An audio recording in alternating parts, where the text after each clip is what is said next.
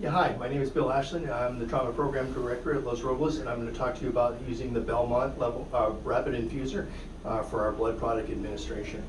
The circuit comes like this. The circuit is packaged together and makes it easy to open it and grab out of it. What I recommend is that when you remove it from the package, you grab the heating coil by itself. Put the red arrow towards yourself, and you're going to open the door and put that in there first.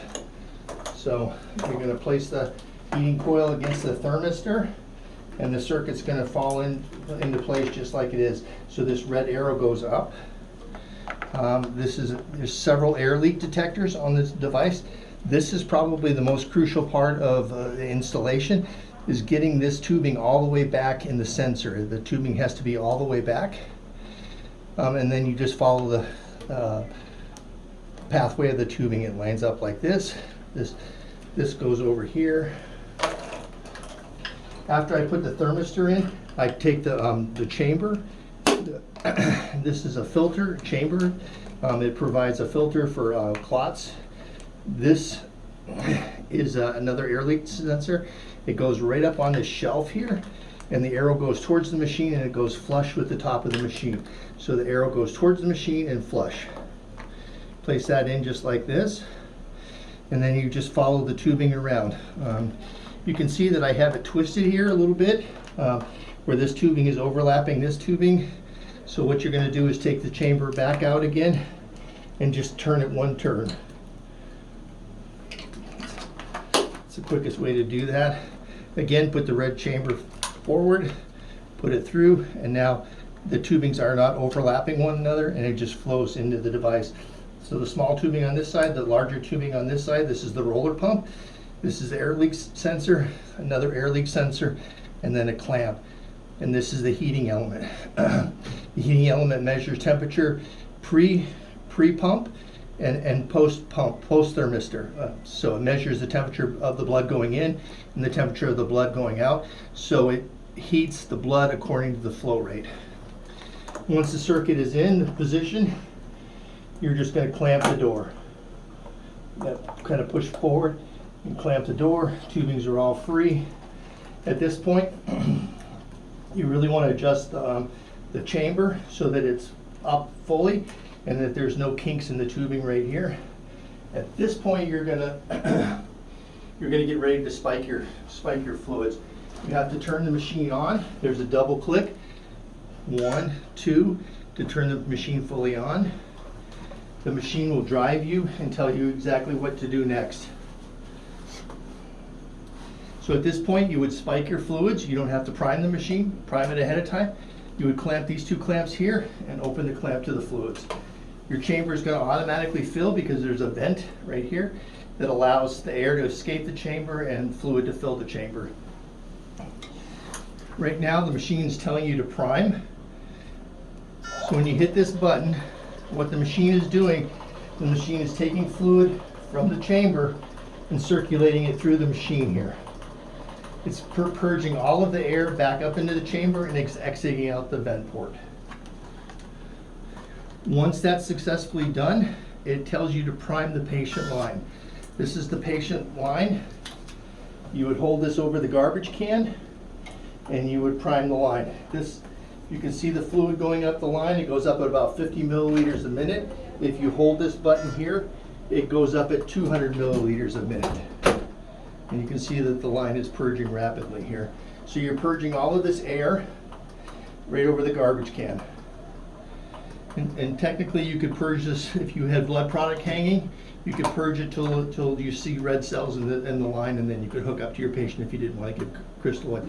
So once the line is purged, you hit stop, and then you hit infuse. The machine will default to 10 milliliters a minute. You can see the temperature of the machine. You can see that the actual rate matches the set rate, and you can start to increase the flow rate. So I would recommend starting the flow rate at about 100 milliliters a minute. This is not hours, 100 milliliters a minute. And you can see that that'll give a unit of blood in about 3 minutes. Okay, a unit of blood is about 350 cc's. at 100 milliliters a minute, it's going to give that unit of blood in about 3 minutes. This device will go up depending on the size of your catheter, the diameter of your catheter. You could deliver through an 18 gauge, you can deliver blood flow up to 150 milliliters a minute. You can give crystalloid over to almost 300 milliliters a minute. Okay, but blood product, you're pretty much limited through an 18 gauge at about 150. So as the fluid increases, it'll keep track of your volume infused. You can see as it goes up, it maintains the temperature. The line's already warm. If you need to transport this patient to OR or CT scan, you'll continue to run this machine. If you unplug it, if you unplug the machine, you're ready to transport. It will continue to infuse, but it will only infuse at 50 milliliters a minute, and it's no longer heating. So as soon as you get to CT scan or OR, you need to plug the machine back up and then readjust your rate. And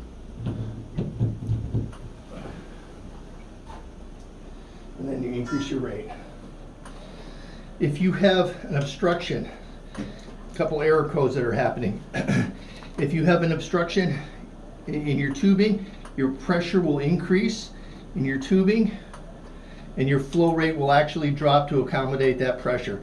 So as your, this is your p-value, which is the pressure in your circuit, you can see that it's increasing to about 158. When it gets to 300 milliliters of mercury, it will actually stop the flow. But you can see now that I've had my flow rate set at 100, and my actual flow rate is down to 70 milliliters a minute because it's trying to accommodate the pressure resistance. We don't want to go over 300 millimeters of mercury. We start lysing red cells at that point. But if you have a difference between your set flow rate and your actual flow rate, you're going to have higher pressures and you need to switch to a larger catheter. At that point, you would want to switch from a peripheral line to a central line or cordis. The only errors you're going to see are really air leak detectors. And again, that only occurs when this sensor is not flushed all the way back. This is probably the most important thing, is to have that sensor all the way flushed back. You notice that as soon as I open the machine, the clamp closed, and so that the blood flow does not free flow to the patient at any point. The only time this clamp will open and it'll free flow is if the machine is turned off, which is a very important safety factor. So once we close the door, again, we can start we have to increase the infusion rate back to where we want, and the door open and the patient starts infusing again. If you run your fluids dry, if your chamber becomes empty, it'll start to suck air. It'll tell you that you have an error. I'll clamp it off. We'll create an air leak chamber.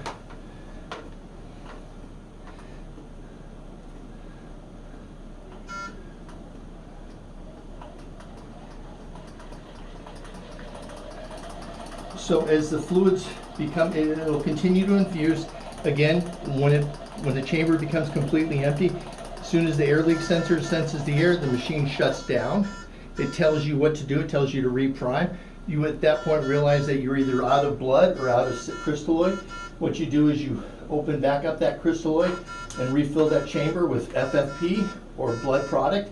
Never give crystalloid and never give cryoprecipitate or platelets to this machine. Okay. Once your chamber is back full again, you hit reprime. The system pushes the air out of the internal system back up through the chamber, and once it's completed,